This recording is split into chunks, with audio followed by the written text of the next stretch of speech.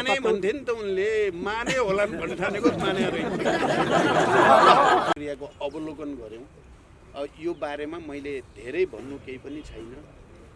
चितवन जिल्लाको समग्र विकासको दृष्टिले र यो जिल्लालाई राष्ट्रिय रूपमा पनि विकासका केही मोडेलहरू नमुनाहरू हामीले दिनुपर्छ भन्ने मान्यता मैले निर्वाचन अगाडि जनताको बिचमा जाँदा मैले त्यो भनेको थिएँ र त्यही अनुसार नै केही चाहिँ त्यस्ता प्रोजेक्टहरूमध्ये एउटा सिटी हल पनि थियो।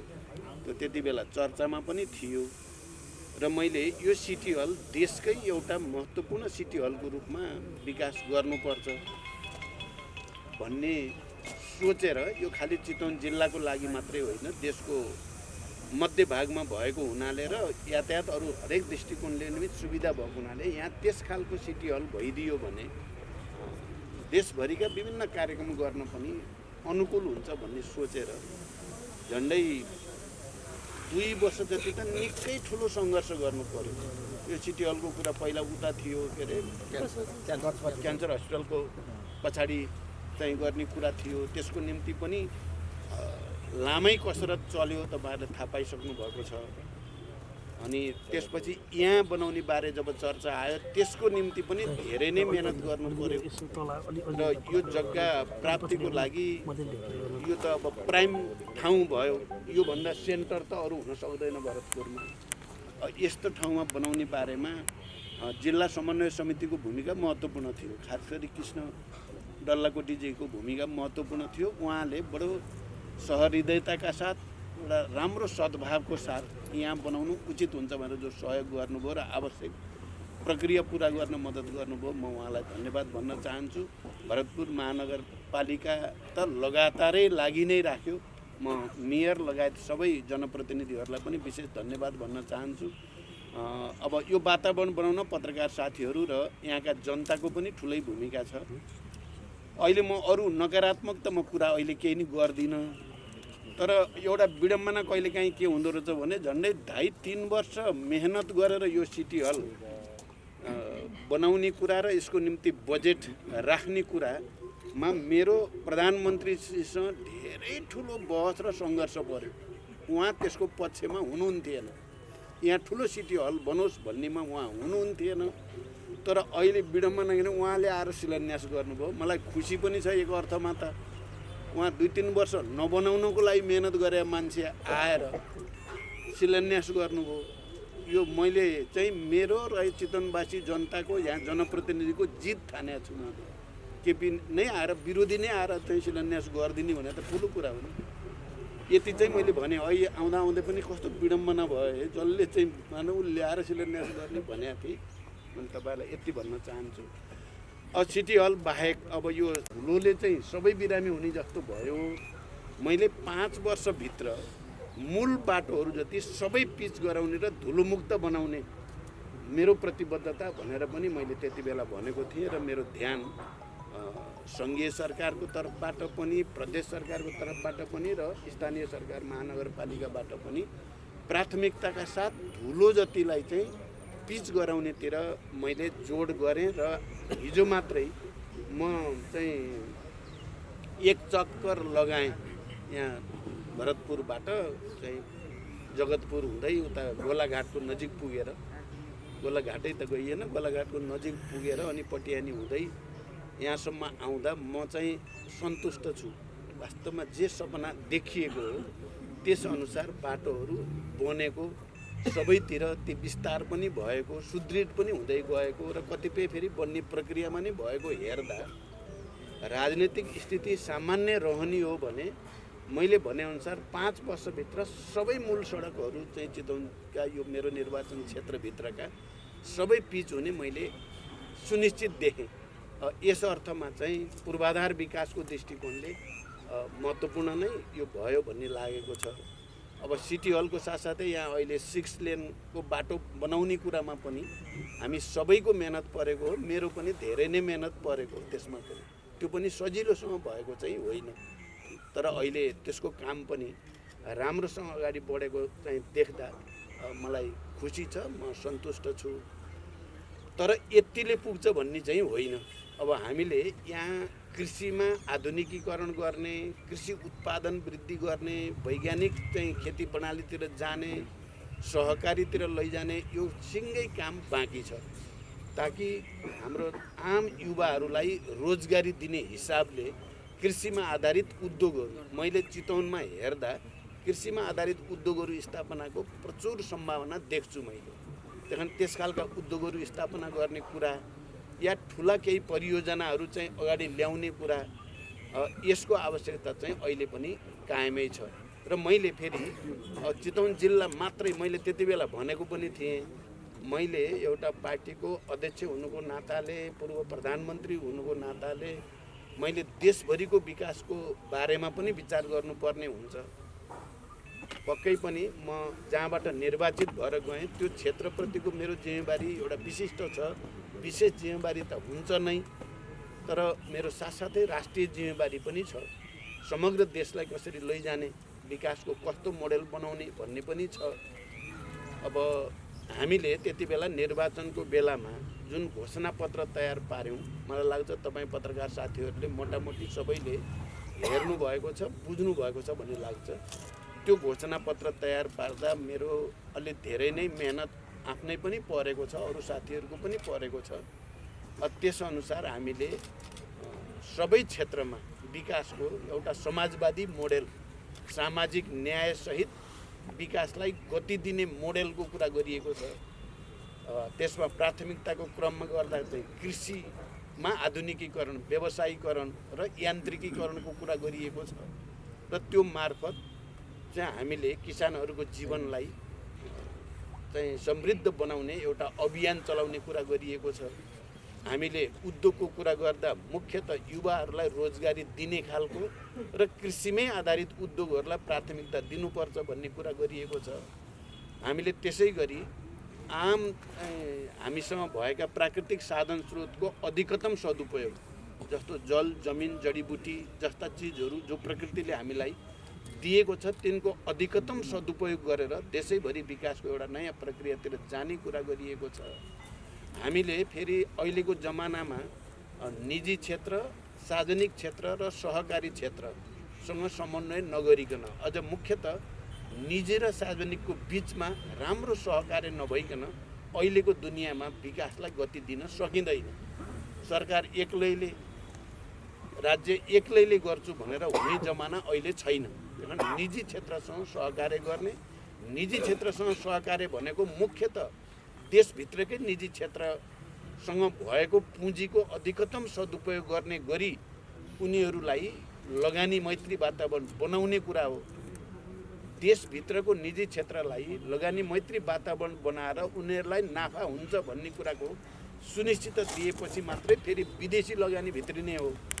जहाँ पनि विदेशी लगानी भित्रिएर विकास हुने, रोजगारी सृष्टि हुने, त्यसले गति लिने र देशलाई छिटो अगाडि लैजाने भन्ने कुरा त पहिला देशभित्रको चाहिँ पुँजीलाई ठिक ढङ्गले परिचालन गर्ने वातावरण बनाएपछि मात्रै विदेशीहरू आकर्षित हुन्छन्। यसले सकारात्मक जवाफ दिएनन् भने विदेशीहरू नेपालभित्र कहीँ पनि जाँदैनन्, उनीहरू डराउँछन्।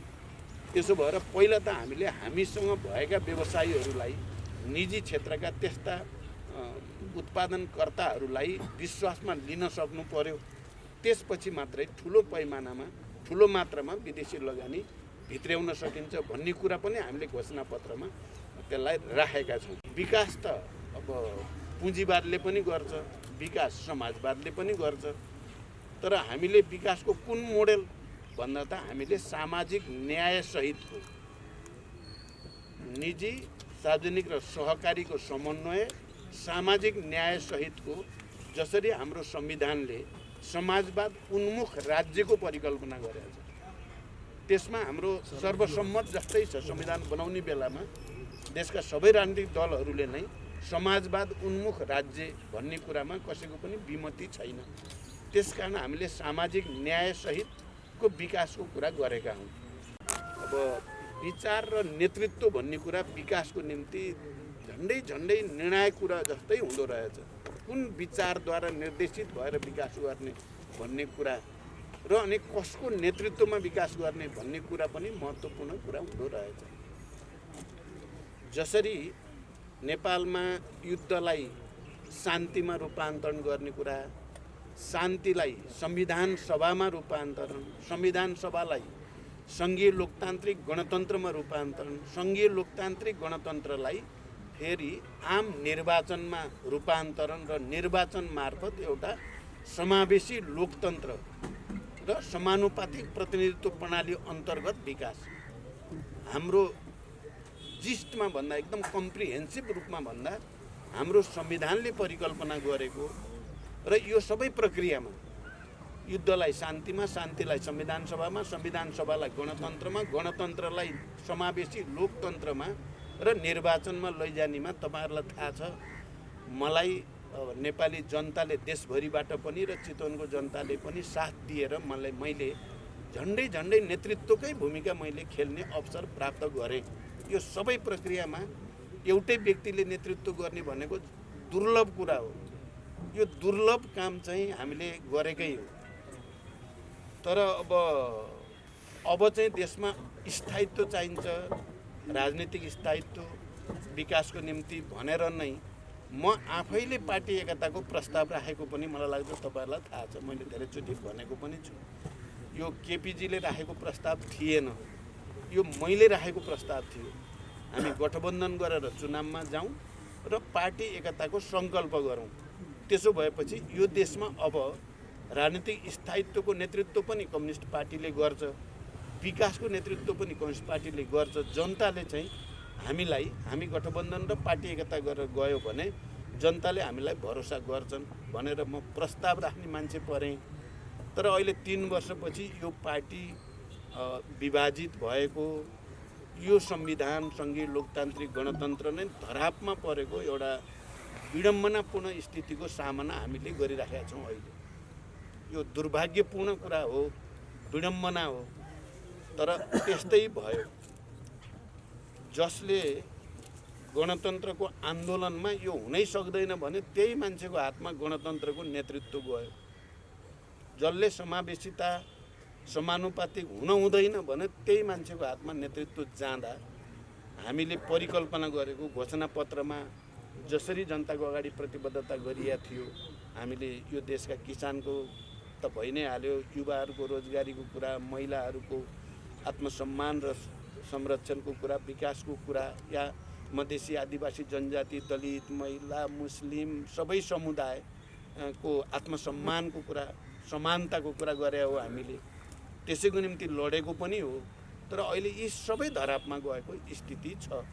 त्यसमा आजको कुरो अब एकदम के हुन गयो त, विकास निर्माणलाई गति दिने कुरा त छँदैछ, तर सबभन्दा पहिले त राजनीतिलाई, लोकतन्त्रलाई र संविधानलाई ट्र्याकमा राख्ने कुरा आजको प्रमुख काम हुन गएको छ।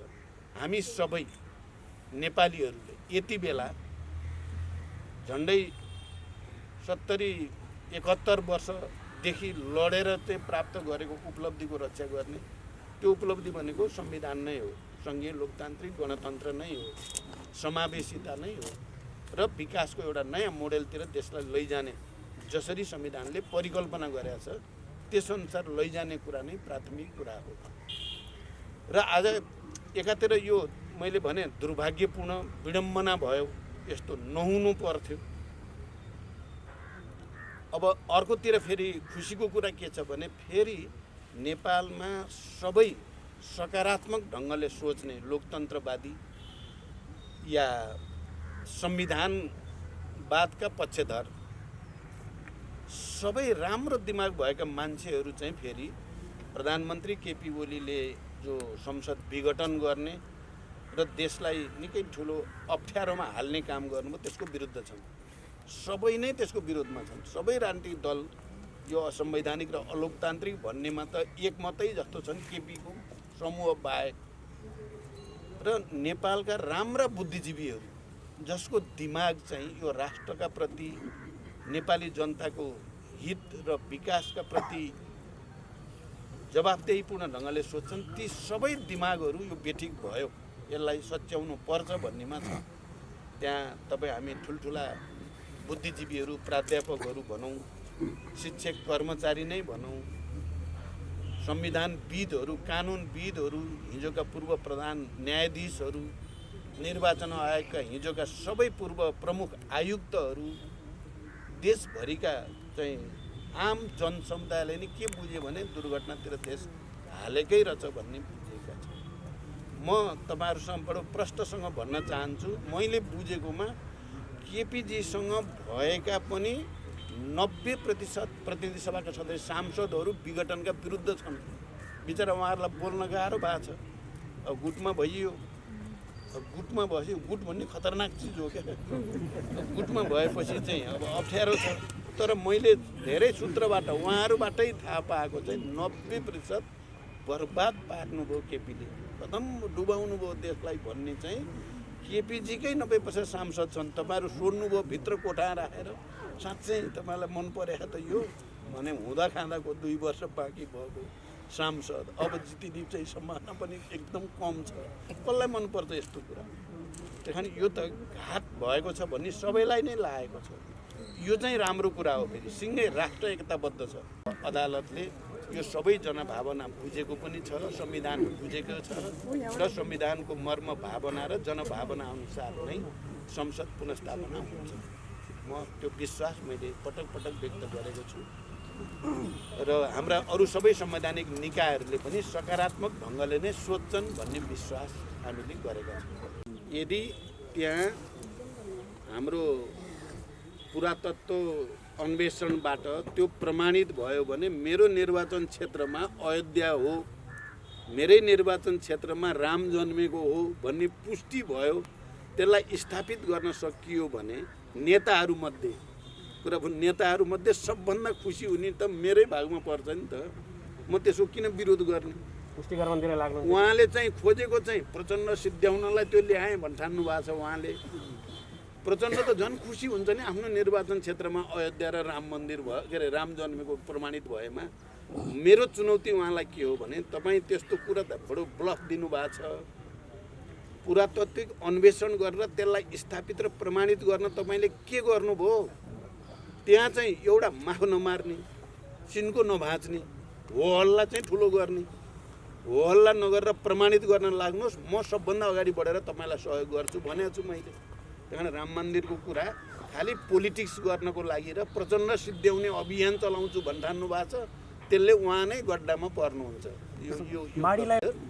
माडीलाई मडी बनाउन खोजेको म आफै आएर भाषण गरेको थिएँ।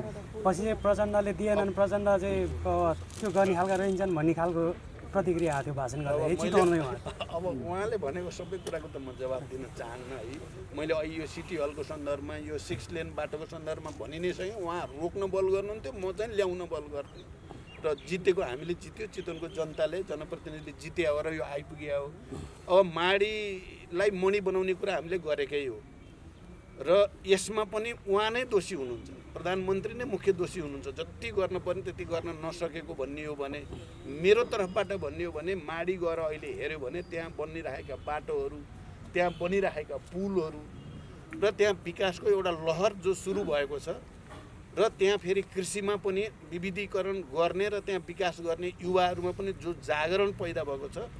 म चाहिँ फेरि केपीजीको विकास विरोधी यस्तो चाहिँ निषेधात्मक प्रतिक्रान्तिकारी सोचका बावजुद माडीमा पनि विकास भएको छ भन्दा म चाहिँ सन्तुष्ट छु।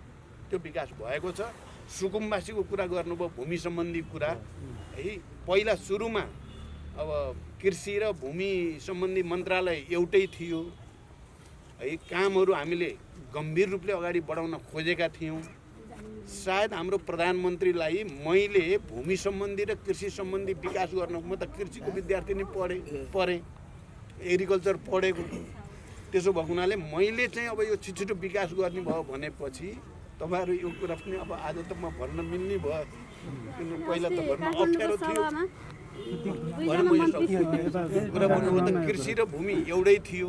मैले सुकुम्बासी समस्या समाधान गर्ने, भूमि सम्बन्धी समस्यालाई पनि समाधान गर्ने र एउटा नयाँ भूमि ऐनको व्यवस्था गरेर किसानहरूको चाहिँ आम समस्या हल गर्ने भनेर लागेको बेलामा केपीजीले के बुझ्नु भने प्रचण्डले अब कृषि र भूमिको क्षेत्रमा क्रान्ति ल्याउने भयो भन्ने थाहा पाएपछि त्यो मेरो मन्त्रीलाई हटाउनु भयो जबरजस्ती। सबभन्दा इमान्दार, तपाईँहरू बुझ्नु होला, सबभन्दा इमान्दार मन्त्रीलाई उहाँले हटाउनु भयो, 2टा मन्त्रालय बनाउनु भयो, आफूले जे भन्यो त्यही मान्ने मान्छेलाई मन्त्री बनाउनु भयो र रोक्नु भयो। अब अहिले भूमि आयोग बनाउने कुरा त त्यति बेलै चलेको कुरा हो। मैले नै चाहिँ त्यो मन्त्रालयलाई अगाडि बढाउन लगाएको कुरा हो। अहिले एकलौटी आयोग कब्जा गरेर चाहिँ अब किसानहरूलाई भ्रम दिन सक्छु भन्ठान्नु भएको छ उहाँले। यस्तो जालझेल नगरे हुन्थ्यो भन्ने मेरो सुझाव चाहिँ केपीजीलाई सधैँ रहन्छ। चेपाङले घर पाउनै पर्छ नि। अब त्यो चाहिँ के अरे वैकल्पिक व्यवस्था गर्ने भन्ने बारेमा जो छलफल चलेको छ, अब यो यस्तो प्रश्न मलाई अहिले धेरै गर्न हुँदैन। म प्रधानमन्त्री होइन नि त अहिले। म प्रधानमन्त्री भए त म तुरुन्तै गर्थेँ। मैले अस्तिको आमसभामा मैले पब्लिकली भनिसकेँ, मलाई प्रधानमन्त्रीको लोभ बिल्कुलै छैन। यो भ्रम कसैलाई नपरोस्। प्रचण्डले यो सङ्घर्षको नेतृत्व गर्न थालेको प्रधानमन्त्री पाउनलाई भन्ने परेछ भने त्यो गलत हो। म प्रधानमन्त्रीको दावा गरेर प्रधानमन्त्रीको लागि लडेको होइन। यो राष्ट्र र जनता, संविधान र लोकतन्त्रको निम्ति धेरै लामो सङ्घर्षबाट प्राप्त उपलब्धिको रक्षाको निम्ति हो। नम्बर 1। त्यसकारण यो मसँग त्यो रिलेटेड छैन। दोस्रो कुरा के हो, फेरि मैले अहिलेको सङ्कट समाधान गर्नको लागि प्रतिपक्ष पार्टीहरूसँग पनि सहकार्य गर्ने र उहाँहरूको डिमान्डलाई पोजिटिभली लिने कुरा पनि मैले गरिसके हुनाले अब मलाई चाहिँ यो प्रश्न सोधिराख्न आवश्यक छैन। अब आन्दोलन त भइराखेकै छ। चुनाव प्रचार जस्तो भयो। अब आन्दोलन त भइराखेकै छ। यसलाई सकेसम्म संयुक्त गरौँ भन्ने प्रयासहरू पनि अगाडि बढिराखेकै छन्। हिजो मात्रै पनि मैले शेरबहादुरजीसँग कुरा गरेँ, यसलाई संयुक्त बनाऊँ। त्यसो भएपछि केही दिनमा नै फाइनल हुन्छ, टुङ्गिन्छ भन्ने कुरा शेरबहादुरजीसँग गरेँ, रामचन्द्रजीसँग गरेँ, अरू साथीहरूसँग गरिराखेकै छु मैले। अब जसपाका नेताहरूसँग भइराखेकै छ। मलाई लाग्छ अब केही समयभित्र संयुक्त हुन्छ भन्ने नै देख्छु। निर्वाचन क्षेत्रमा डुल्नु भयो हिजो। चुनाव चिन्ह त निर्वाचन आयोगमा जो मुद्दा परेको छ त्यसले गर्दा चुनाव चिन्ह त हुने नै भयो। र आन्दोलन त हामी संविधानलाई चाहिँ जो डिरेल गर्न खोजिएको छ त्यसलाई ट्र्याकमा ल्याउन गरिएको नि, यो त सिधै छ नि। र मैले फेरि यो कुरा पनि भनिराखेको छु कि यो असंवैधानिक र अलोकतान्त्रिक कदम मार्फत चुनाव नै भए पनि त्यो पनि असंवैधानिक हुन्छ, अवैधानिक हुन्छ। र त्यो चुनावले पनि देशको समस्या हल गर्दैन। बडो प्रश्न पत्रकार साथीहरू, यो पहिला यो कुरा बुझ्नु पर्यो राम्रोसँग। यो चुनाव भयो भने त्यो असंवैधानिक हुन्छ, अलोकतान्त्रिक हुन्छ। कोही प्रधानमन्त्री भयो भने उसलाई त्यो राइट पहिल्यै फेरि विघटन गर्ने राइट उसलाई पहिल्यै नै प्राप्त हुन्छ, नजिर हुन्छ। यस्तो दुष्कर्म चाहिँ हामीले गर्न हुँदैन। त्यसपछि त संविधानवाद भन्ने सिद्धियो। अवैधानिक चुनाव कसैले सोचे होला बङ्गलादेशको मोडेल भन्छन्, कसैले के भन्छन्, तर अवैधानिक ढङ्गले आयोजना गरिएको चुनाव पनि अवैधानिक हुन्छ। मलाई लाग्छ त्यस्तो हुँदैन, किनभने सर्वोच्चमा मुद्दा छ, फैसला हुन्छ, संसद पुनर्स्थापना हुन्छ। नभएर हुने चुनावमा चाहिँ हजुरहरूको रोल के हुन्छ? अब त्यो भएन भने म अहिले त्यो हाइपोथेसिस अब त भन्न पर्यो नि। अहिले अब केही दिनभित्र फैसला आउँदैछ। म अहिले हाइपोथेसिस मैले के गर्छु त्यो मेन कुरा हुँदैन। मेरो नेतृत्वको पार्टीले के गर्छ पनि मेन कुरा हुँदैन। देश अराजकताको भुमरीमा पर्छ। एक्सट्रिमिजम, अतिवादीहरू चाहिँ फैलिन थाल्छन्। दक्षिणपन्थी अतिवाद, वामपन्थी अतिवाद, त्यसको भुमरीमा देश पर्छ। प्रचण्ड चाहिँ त्यसमा त जाँदैन, शान्तिपूर्णै राजनीतिमा रहन्छ। यो कुरा पनि पक्का हो। अब तर यदि यस्तो दुस्साहस गरियो, संविधान मिच्ने काम, लोकतन्त्र मिच्ने काम गर्यो भने नेपाली जनता चुप लाएर बस्दैन। कतै न कतैबाट आन्दोलनको एउटा कुरा। निर्वाचन आयोगले त्यसो गर्न मिल्दैन। निर्वाचन आयोग आफैले एउटा फैसला के गरेको छ भने 441 नै चाहिँ केन्द्रीय कमिटी हो भनिसकेपछि 441 केन्द्रीय कमिटीको बहुमतलाई मान्यता दिनैपर्छ निर्वाचन आयोगले। निर्वाचन आयोग चाहिँ कसैको गोटी हुँदैन भन्ने नै मलाई लाग्छ। त्यसकारण त्यसले गर्ने भनेको चाहिँ बहुमतलाई मान्यता दिनुपर्ने हुन्छ। त्यही हुन्छ भन्ने नै मलाई लाग्छ।